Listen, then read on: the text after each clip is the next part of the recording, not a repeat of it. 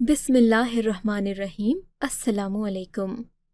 رات کے 11 بجے کا وقت تھا۔ میں نے اپنا سامان سمیٹا اور گھر کی دہلیز تک آ گئی تھی۔ آج میں فراز کے کیے ہوئے وعدوں کو سچ مان کر اپنی زندگی کی سب سے بڑی غلطی کرنے جا رہی تھی۔ میں یہ بھول گئی تھی کہ میری عزت و آبرو کیا ہے۔ میں ان وعدوں کو سچ مان کر اپنے گھر سے نکل پڑی تھی۔ میرے پاس ایک بڑی کالی چادر تھی جس میں نے اپنا مختصر سا سامان چھپا رکھا تھا اور میں نے اسی سے خود کو ڈھانپا بھی ہوا تھا۔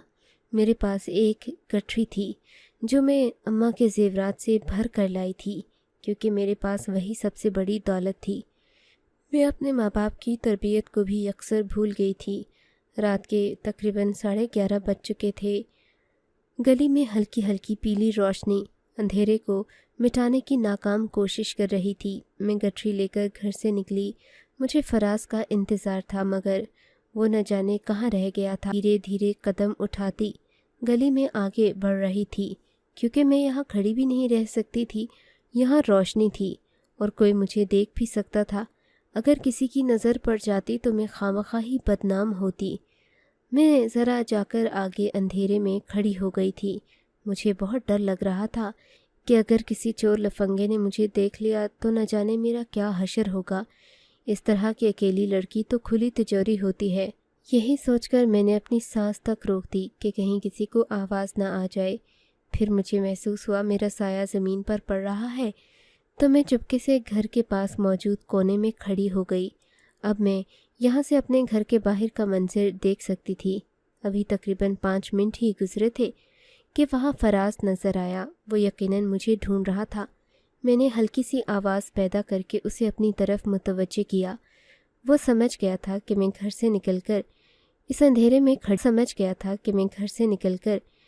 اندھیرے میں کھڑی ہوں۔ وہ میرے پاس آیا، میرا ہاتھ پکڑا اور بولا، چلتے ہیں، ڈرنا نہیں ہے، میں تجھ سے شادی کروں گا، تجھے بیاہ کر اپنا نام دوں گا اور پھر ہم تیرے امی ابا کو بھی منا لیں گے۔ میں اس کا ہاتھ پکڑے گلی میں چلنے لگی۔ ہمیں ابھی چلتے ہوئے 5 منٹ ہی گزرے تھے کہ مجھے اپنے پیچھے سے کسی کے قدموں کی آہٹ سنائی دی تھی۔ یہ آہٹ ہم دونوں کی جان نکالنے کے لیے کافی تھی۔ میرے تو قدم وہیں پر ساکت ہو گئے تھے۔ فراز نے مجھے کہا کہ تم تیز تیز چلو، اگر تم اس طرح کرو گی تو اسے شک ہو جائے گا کہ ہم کسی غلط ارادے سے جا رہے ہیں۔ مگر اس شخص نے جو ہمارے پیچھے آ رہا تھا ہم سب کی باتیں سن لی تھیں۔ اب وہ ہمیں خونخوار نظروں سے دیکھ بھی رہا تھا اور ہمارے پیچھے ہمارے سروں تک پہنچ چکا تھا۔ میں وہیں کھڑی ہو گئی تھی، کیونکہ اب بھاگنا بے سود تھا۔ بھاگ کر ہم کرتے بھی کیا؟ گھر سے کوئی ہوگا، مجھے پہچانے گا اور ابھی میرے بالوں کی چوٹی سے گھسیٹ کر مجھے مارنا شروع کر دے گا۔ مگر یہ تو ہمارے محلے کا چوکیدار تھا۔ فراز نے مجھے بھاگنے کا کہا اور خود بھی میرے ساتھ ساتھ تیز قدم بھرنے لگا۔ میں بھی نہ سمجھی اور گھبراہٹ کے مارے وہاں سے بھاگ کھڑی ہوئی۔ چوکیدار کی توند موٹی اور نکلی ہوئی تھی۔ وہ ہم جوان شریرے لوگوں کا کیوں کر مقابلہ کرتا؟ میں اور فراز آگے آگے بھاگتے گئے۔ وہ ہمارے پیچھے آیا گیا، لیکن تھوڑی دیر ہی چل پایا۔ آگے جا کر ایک اور مصیبت ہمارا انتظار کر رہی تھی۔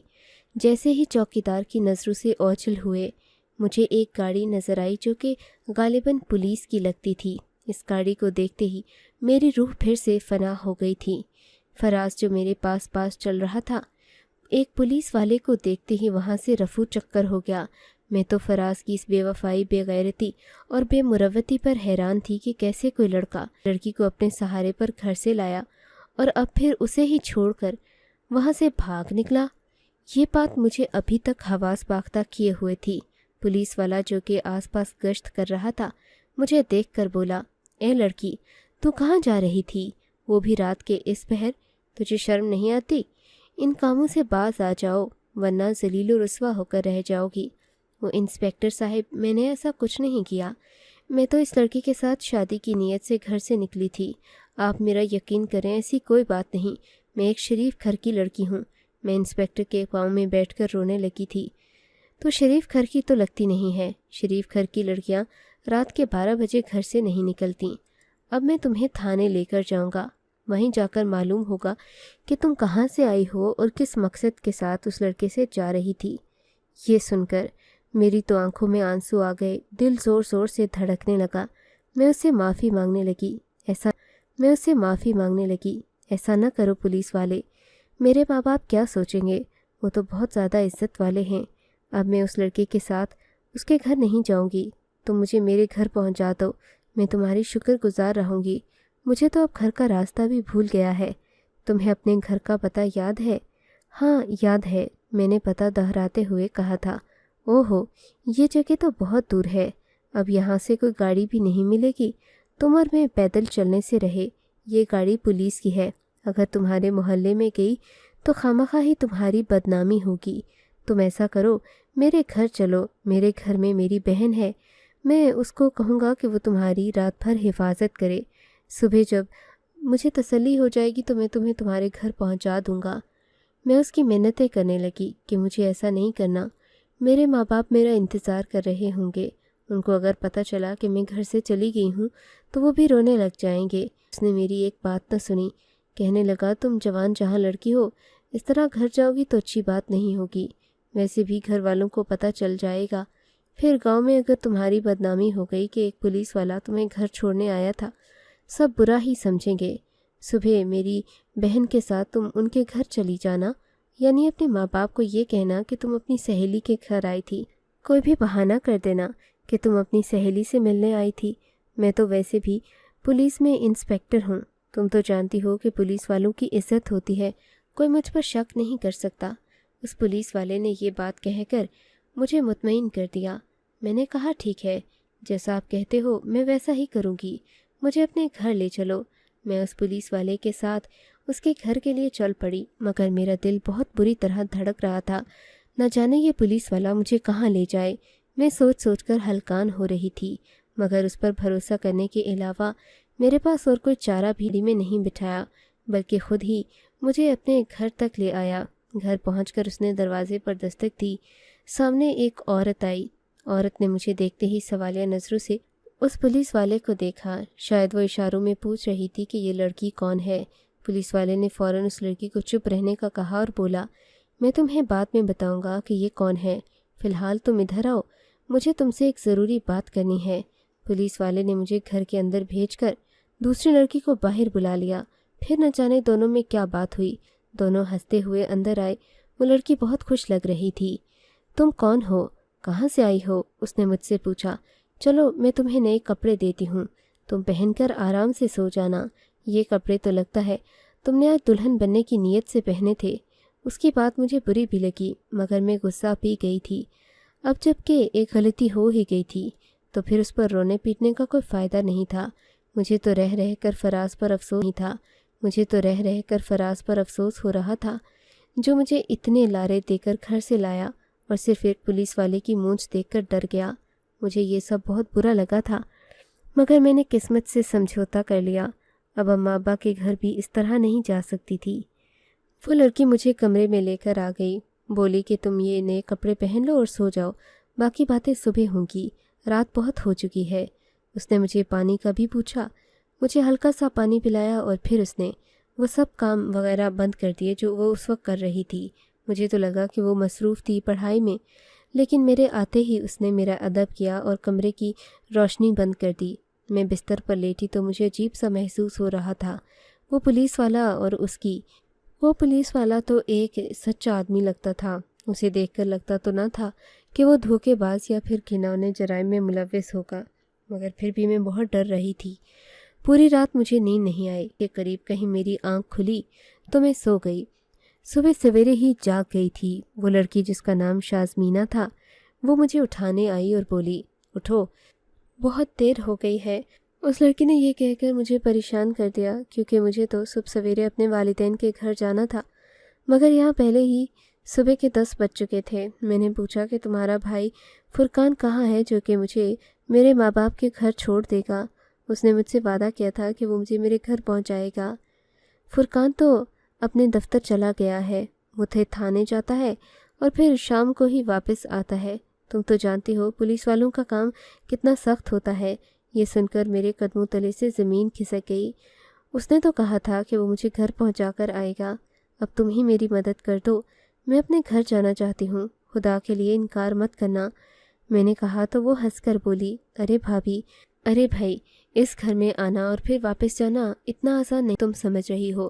لڑکی کی بات سن کر میں چوکنی ہو گئی۔ کیا مطلب؟ میں اس گھر میں آ گئی ہوں تو کیا واپس نہیں جا سکتی؟ میری بات سن کر وہ ہنس پڑی۔ نہیں، تم واپس نہیں جا سکتی، کیونکہ ابھی میرا بھائی گھر پر نہیں ہے، اور جب تک وہ گھر نہیں آ جاتا تم اپنے گھر کیسے جا سکتی ہو؟ وہ عجیب سا ہنسنے لگی۔ اچھا یہ بات ہے، ہاں بس اتنی ہی بات ہے، باقی کی باتیں میں تمہیں بعد میں بتا دوں گی۔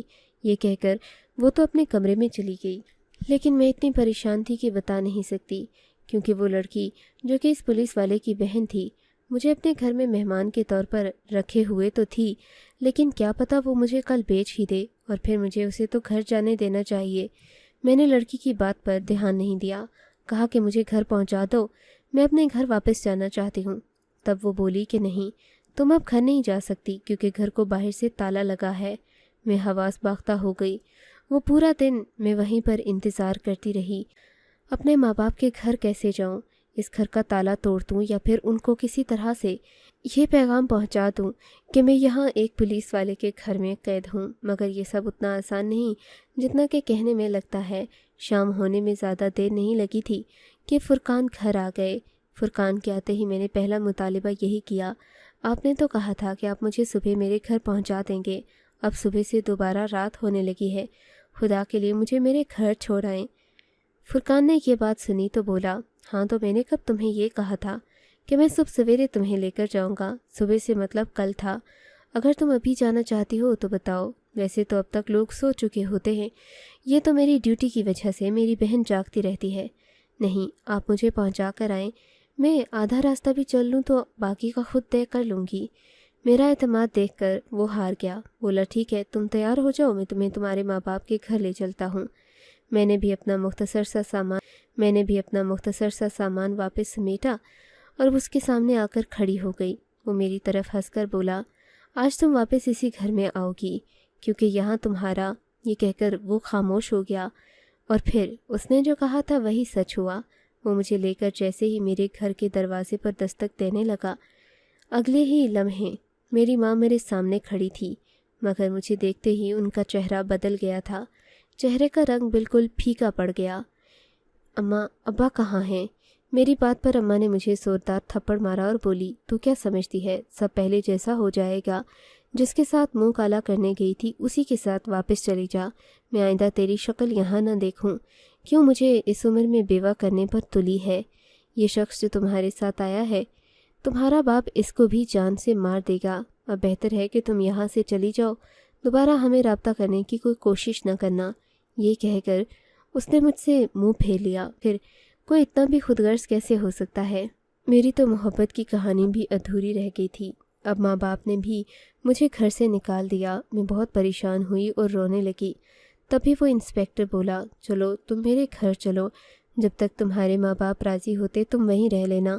اس کی یہ بات سن کر میرا دل بہت دکھی ہوا۔ جب ماں باپ نے مجھے قبول نہیں کیا تو اور کون کرے گا؟ میں یہ سن کر رونے لگی۔ وہ اصرار کرنے لگا کہ جب تمہارے گھر والے تمہیں گھر میں جگہ نہیں دے رہے تو تمہیں چاہیے کہ تم یہاں سے میرے ساتھ میرے ہی گھر چلو، وہاں کم از کم کوئی تمہاری بے عزتی نہیں کرے گا، تم میری بہن کے ساتھ ہنسی خوشی رہ سکتی ہو، وہ تمہیں کسی چیز سے نہیں روکے گی۔ میں نے کہا ٹھیک ہے۔ وہ لڑکا مجھے اپنے ساتھ لے گیا۔ میں اس کے گھر چلی گئی۔ وہاں جا کر مجھے زندگی بہت گھٹن زدہ لگنے لگی۔ ماں باپ کا رویہ یاد آنے لگا۔ ماں باپ تو مجھ سے منہ پھیر ہی چکے تھے۔ اب میں وہاں رہنے لگی۔ 2 دن بعد ہی فرقان کی بہن نے مجھ سے کہا، تم میرے بھائی سے شادی کر لو، اس کے علاوہ یہاں رہنے کے تمہیں بہت نقصانات ہوں گے، لوگ تم پر اور زیادہ کیچڑ اچھالیں گے، کہیں گے کہ تم اپنے ماں باپ کا گھر چھوڑ کر یہاں نہ جانے کس مقصد سے رہ رہی ہو۔ بھلے ہی میرا بھائی میرے ساتھ رہتا ہے، لیکن پھر بھی تمہارا یہاں رہنا ٹھیک نہیں۔ میں تو شادی شدہ ہوں، کچھ دن بعد اپنے شوہر کے پاس چلی جاؤں گی، تب تم یہاں میرے بھائی کے ساتھ اکیلی کیسے رہو گی؟ میرا بھائی معقول نوکری کرتا ہے، اس کے لیے یہ زندگی بہت اچھی ہے، تمہیں بھی عزت سے رکھے گا، تمہاری حقیقت جانتا ہے مگر تم سے نفرت نہیں کرتا۔ تم مان جاؤ گی تو اس کی زندگی بھی آسان، تمہاری بھی آسان۔ ویسے بھی ہمارے ابا کی وجہ سے کوئی ہمیں رشتہ نہیں دیتا۔ میرے ابا بھی پولیس میں تھے، وہ کرپشن کی وجہ سے تھوڑے بدنام ہو گئے۔ میرا بھائی بہت ایماندار ہے، تم چاہو تو میں بھائی سے بات کرتی ہوں۔ اس کی بات سن کر میں خاموش ہو گئی۔ میری خاموشی کو رضامندی سمجھ کر اس نے اپنے بھائی فرقان سے بات کی۔ فرقان تو جیسے پہلے ہی تیار بیٹھا تھا، بولا مجھے کوئی مسئلہ نہیں ہے، یہ تو گھر آئی نعمت ہے، میں کل ہی مولوی صاحب کو بلا کر لے آتا ہوں۔ یہ نکاح ہم صرف کچھ گواہوں کی موجودگی میں کریں گے، اس کے بعد ہم یہ شادی عام کر دیں گے، لیکن نکاح تک کسی کو نہیں بتائیں گے، ورنہ اگر میرے رشتہ داروں کو پتہ چل گیا تو وہ اس شادی کے لیے بہت رکاوٹیں ڈالیں گے۔ سب کی یہی کوشش ہے کہ وہ مجھے اپنے باپ کی وجہ سے عبرت کا نشانہ بنتے ہوئے دیکھیں، جبکہ اس سب میں میرا کوئی قصور نہیں ہے۔ فرقان کی بات سے میں بھی بہت خوش ہوئی تھی۔ اب میری شادی فرقان سے ہو گئی تھی۔ میں اللہ کا شکر ادا کرنے لگی کہ مجھے اس فراز بزدل سے اللہ نے بچا لیا، اور اب میں ایک اچھی زندگی گزارنے جا رہی تھی۔ میں دل ہی دل میں خوش بھی تھی، مگر میں کیا جانتی تھی میری شادی میرے لیے بربادی سے کم نہیں ہے۔ ہوا یوں کہ میرا شوہر رات بھر گھر سے غائب رہنے لگا۔ شاید بھی وہ گھر پر نہیں تھا۔ نکاح کے فوراً بعد مولوی صاحب کے ساتھ ہی گھر سے نکل گیا اور رات کو بھی گھر نہیں آیا۔ میں نے اپنی نند سے پوچھا تو کہنے لگی اسے بہت دیر ہو جاتی ہے، ویسے بھی وہ رات کو بھی گشت کرتا رہتا ہے۔ تم بھی تو جانتی ہو تمہیں اس نے کیسے پکڑا تھا جب تم بازار میں ایک لڑکے کے ساتھ بھاگ رہی تھی۔ اگر تب تمہیں میرا بھائی نہ ملتا تو تم کیا کرتی؟ اب میں اپنی اوقات آہستہ آہستہ سمجھ رہی تھی۔ میری نند بھی مجھے میرے بارے میں اکثر تانے دیتی رہتی کہ تم ایک لڑکے کے ساتھ گھر سے بھاگ رہی تھیں، مگر وہ میرے ساتھ بہت اچھا رویہ رکھتی تھی۔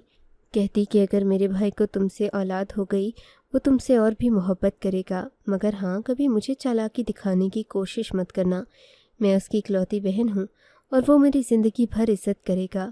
مجھے یہ باتیں بہت عجیب لگتی تھیں۔ میری نند کا رویہ آہستہ آہستہ بدل رہا تھا۔ مجھے اب یہ بھی بات عجیب لگنے لگی تھی کہ اس گھر میں نہ ہی میرے شوہر کے ماں باپ رہتے تھے، نہ کوئی اور بہن بھائی، صرف یہی بہن بھائی کیوں رہتے تھے؟ ماں باپ کہاں گئے؟ یہ سوال میں اکثر سوچتی، مگر مجھے اس کا جواب نہ ملتا۔ میں اکثر اپنی نند کے ساتھ ہی ہوتی۔ رات کو بھی میرا شوہر گھر نہ آتا تو میری نند مجھے اپنے ساتھ سلاتی۔ جب شوہر گھر آ جاتا، کمرے میں دستک دیتا تو میں اٹھ کر اپنے شوہر کے ساتھ چلی جاتی۔ یوں دن گزر رہے تھے، مگر مجھے ایک بات بڑی شدت سے محسوس ہوتی۔ میری نند ویسے تو پورا دن مجھے تانے دیتی رہتی، لیکن جیسے ہی رات کا وقت ہوتا، میرے شوہر کے آنے کا وقت ہوتا، تو میری نند مجھے دودھ کے گلاس میں اجوائن گھول کر دیتی، کہتی کہ اس سے تمہیں بہت اچھی نیند آئے گی۔ میں وہ گلاس لے کر پی لیتی، اس کے بعد مجھے نیند آ جاتی اور میری طبیعت بہت خراب سی رہتی۔ اب مجھے شک رہنے لگا تھا، کیونکہ میری نند میری اور کوئی خدمت نہیں کرتی تھی، البتہ میری یہ خاطر مدارت وہ ضرور کرتی تھی۔ میں نے اپنے شوہر سے اس بات کا ذکر کیا تو وہ بھی شک میں پڑ گیا۔ بولا کہ آئندہ کے بعد تم میری بہن کے ہاتھ کی کوئی چیز مت پینا، ورنہ تم خود ہی پچھتاؤ گی۔ ویسے بھی میں تمہیں کسی اور حقیقت سے تو آگاہ کرنے سے رہا، جتنا سچ میں بتا رہا ہوں اس پر یقین کر لو، اور میری بہن کی دی ہوئی آئندہ کوئی چیز نہ پینا۔ میں تمہیں کل ہسپتال لے کر جاؤں گا۔ مجھے لگتا ہے کہ تم مجھے اولاد کی خوشی دینے والی ہو۔ اپنے شوہر کی یہ بات سن کر میں بہت خوش بھی ہوئی تھی، مگر میرا دل بہت گھبرا رہا تھا، نہ جانے کیوں۔ میرا شوہر اگلے ہی دن مجھے ہسپتال لے کر گیا، مگر وہاں جا کر ایک عجیب بات پتہ چلی۔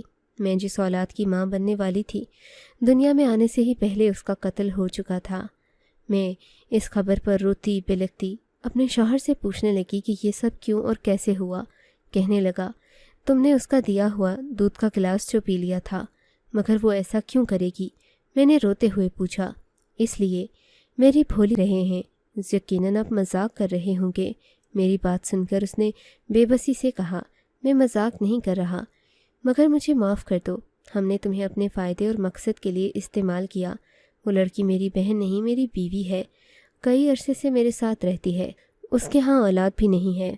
اس نے مجھ سے یہی کہا تھا کہ وہ اولاد کے لیے میری دوسری شادی کرنے کو تیار ہے، لیکن اس کی ایک شرط ہوگی کہ میں کوئی بے بس اور لاچار سی لڑکی ڈھونڈ کر لاؤں جس کا آگے پیچھے کوئی نہ ہو، اور وہ اولاد پیدا کرنے کے بعد اسے اس گھر سے چلتا کر دے۔ مگر شاید میرے رویے سے اسے لگنے لگا تھا کہ میں تمہیں کبھی نہیں چھوڑوں گا، تب اس نے اس اولاد کو مارنے کی کوشش کی۔